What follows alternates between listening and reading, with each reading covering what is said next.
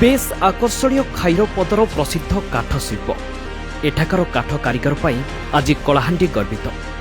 एमानक स्पर्शरे कथा कहे हाथी गणेश भली अनेक किछि। काठ देहरे विभिन्न कलाकृति करिथांती। धर्मगढ़ सदर महकुमाठारु 5 किलोमीटर दूरे रही पल्ली ग्राम खैरपदर। समग्र जिल्लार ऐतिहासिक ग्रामर मान्यता पाइथिबा एही गाँ काठ शिल्प पाई बेस प्रसिद्ध। एठारे 300 रु ऊर्ध्व बेकार युवकंकु काठ कारीगरी तालीम मध्य दिया जाउछि। आउ विभिन्न जिनिस तयारी करुछन्ति। निजे स्वावलंबी हेबा सह परिवार मध्य प्रतिपोषण करुछन्ति एवं सेमानंकु बाहरकु जाई दादन खटिबाकु पडु नाही।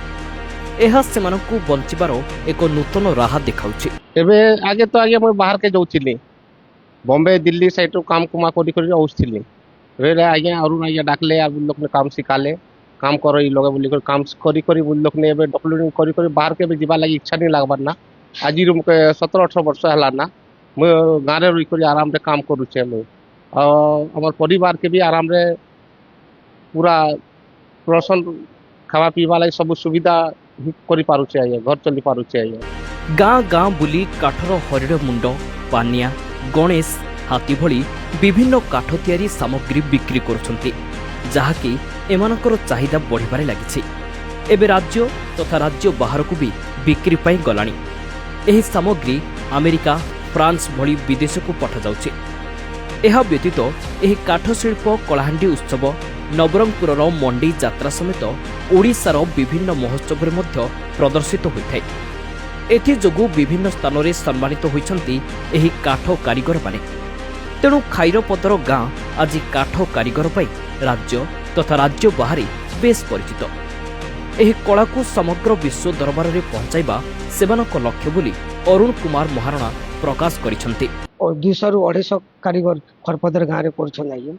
आउ हमर डीआईसी भवानीपाटना जिला शिल्प केन्द्र तरफ आम दुई भाई मुझे निजे अरुण कुमार महाराणा आउ मोर सान भाई बनमाली महाराणा आम 2 जन पिला के बेकारी युवक पिला के देखिए आम ट्रेनिंग दौछुँ थयथान करूँ। तो सरकार के मुझे गोटे जिनिस अनुरोध करुँ जेन आम पिला के जेन ट्रेनिंग दीछुँ पिला माने बेकारी बुलुछन से मन के गोटे थयथान करवा का जे गोटे कर्मशाला गृह कि से मन के आर्थिक हिसाब रे लोन किछि देले आगे से पिला माने भी घरे घरे भी तांकर परिवार प्रतिपोषण करि पारथि।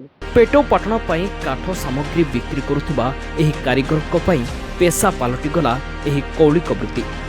हेले वर्तमान एमानको पई मुंड टेकिछि कंचामाल समस्या। कंचामाल अभावरु लोकंको चाहिदा मुताबक जिनिस जोगाइबा सेतेटा संभवपर होई पारु नाही। सरकार पक्षरु एक काठ गोदाम खोलिबाकू निवेदन करिसंती काठ कारीगर माने। कलाहांडी जिल्लारू लक्ष्मीरंजन बाग को रिपोर्ट दिनांक टीवी।